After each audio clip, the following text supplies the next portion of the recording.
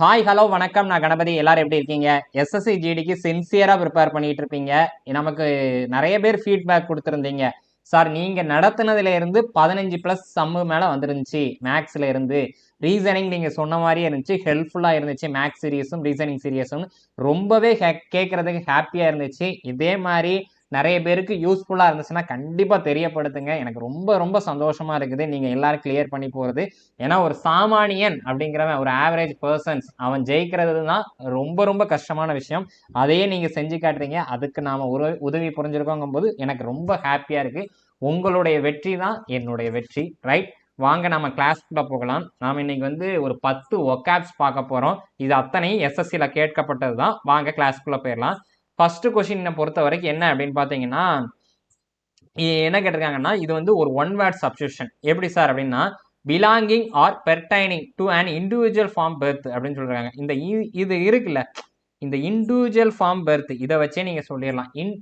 பிறப்புல ஒரு தனிப்பிறவியா இருக்கிறாங்க அப்படின்னா என்ன அர்த்தம் அப்படின்னா, நம்ம எல்லாருக்குமே தெரியும், நிறைய பேர் நிறைய குறைபாடுகளோட குறைபாடுகள் கூட சொல்ல முடியாது, சரிங்களா? சவால் உடையவர்கள் அப்படிங்கறது தான் சொல்ல முடியும். அந்த மாதிரி விஷயங்களோட சவாலோட பிறக்கிறாங்க.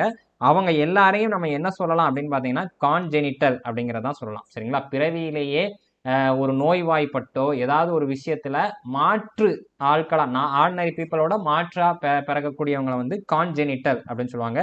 இதை எப்படி சார் ஞாபகம் வச்சுக்கலாம் போது, இங்க பெர்த் அப்படிங்கிறது ஒரு வார்த்தை வந்திருக்கா. ஸோ பெர்த் இங்க என்னன்னு பாத்தீங்கன்னா ஜென் அப்படிங்கறத ஞாபகம் வச்சுக்கலாமா? ஜீன்லயே பிரச்சனை இருக்கு, ஜெனரேஷன் அப்படிங்கறதுலாம் ஞாபகம் வச்சு இந்த மாதிரி லிங்க் பண்ணி போட்டுடலாம். அடுத்து என்னன்னு பார்க்கலாம், சயின்ஸ் ஆஃப் ஸ்டடி லாங்குவேஜ் அப்படின்னா மொழியை பற்றி படிக்கக்கூடிய படிப்பு தமிழ்ல மொழியியல்னு சொல்லிடுவோம். இங்கிலீஷ்ல பொறுத்த வரைக்கும் பீலியாலஜி அப்படிங்கிறது தான் சொல்லுவாங்க, சரியா? பீலியாலஜி நம்ம புத்தக விரும்பியெல்லாம் சொல்லியிருக்கோம், பிப்ளியோஃபில் அப்படின்னு சொல்லியிருக்கோம். பீலியாலஜி அப்படின்னாலே லாங்குவேஜை பத்தி படிக்கக்கூடியது, சரியா? சைக்காலஜி அந்த மாதிரி லாஜி அப்படின்னு வரதுனால ஏதோ ஒரு படிப்புன்னு அர்த்தம். இங்க 4 ஆப்ஷனையும் பார்த்தீங்கன்னா லாஜின்னு இருக்காது, இது ஒன்று மட்டும்தான். ஸோ சைக்காலஜி, நியூராலஜி, கார்டியாலஜி அந்த மாதிரிலாம் படிக்கிறோம்ல. ஸோ அந்த படிப்புலாம் படிக்கும்போது அந்த லாஜின்னு முடிஞ்சதுனாலே படிப்பை பற்றி சொல்லக்கூடிய விஷயம். அடுத்து என்னன்னு பார்த்துடலாம், power of reading thoughts of other அப்படின்னு சொல்லியிருக்கிறாங்க. மற்றவங்க மனசுல ஓடக்கூடிய விஷயத்த என்னன்னு சொல்றது தான் என்ன சொல்லுவாங்க அப்படின்னு பார்த்தீங்கன்னா டெலிபதி அப்படின்னு சொல்லுவாங்க, சரியா? டெலிபதி அப்படின்னா, டெலி அப்படின்னாலே மனசுல ஓடுறது, சரிங்களா? டெலி அப்படின்னா டெலகிராம் அப்படிலாம் சொல்றோம்ல. டெலகிராம்னா என்ன எழுதுவோம்? யாருக்காவது லெட்டர் எழுதுறோம் அப்படின்னு அர்த்தமாயிரும், சரியா? ஏதாவது மெசேஜ் அனுப்புறதுக்கோ லெட்டர் அனுப்புறதுக்கோ டெலகிராமை பயன்படுத்துறோம், தந்தி அப்படிங்கிறது. ஓகே, பதி அப்படின்னாலே என்னன்னு பார்த்தீங்கன்னா மனசுக்குள்ள ஏதாவது பதிஞ்ச விஷயத்த சொல்றாங்க அப்படிங்கிற மாதிரி, ஓகேவா? இங்க அதுதான் power of reading thoughts of others அப்படின்னு சொல்லியிருக்காங்க. ஸோ டெலிபதி அப்படிங்கிறது தான் கரெக்டாக இருக்கும். அடுத்து என்ன பார்த்தீங்கன்னா, சே பிரேயர் இன் சிங்கிங் வாய்ஸ் அப்படின்னு சொல்றாங்க. ஒரு சர்ச்சில் எல்லாம் பார்த்துருப்பீங்களா? சர்ச்சில் எல்லாரும் சேர்ந்து, பொண்ணுங்க எல்லாம் சேர்ந்து ஒன்று போல பாடுவாங்க, பார்த்துருக்கீங்களா?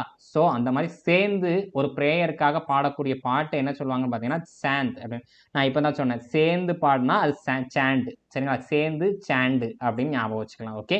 அடுத்து என்னன்னு பார்த்தீங்கன்னா, டாக் இன் த மேனர், நாய் மாதிரி. ஏன் இப்போ நம்ம திட்டம் போது கூட ஏன் நாய் மாதிரி வல்லுன்னு உழுத அப்படின்னு சொல்லி கேட்கக்கூடிய ஆட்கள்லாம் பார்க்குறீங்களா? ஒரு சண்டைல நாய் புடுங்கின மாதிரி புடுங்குதான் அப்படின்லாம் சொல்லுவாங்க இங்கே திருநெல்வேலி பாஷையில். ஸோ அதே தான் என்னன்னு பார்த்தீங்கன்னா, a person prevents others from enjoying what he cannot அப்படின்னு சொல்லுவாங்க. என்னன்னு பார்த்தீங்கன்னா, மற்றவங்க சந்தோஷமா இருக்கிறாங்க, அது என்னால செய்ய முடியலன்னு சொல்லிட்டு அதை தடுக்க பார்க்குறாங்க. அதுதான் நாய் புடுங்கின புடுங்கு, சரியா?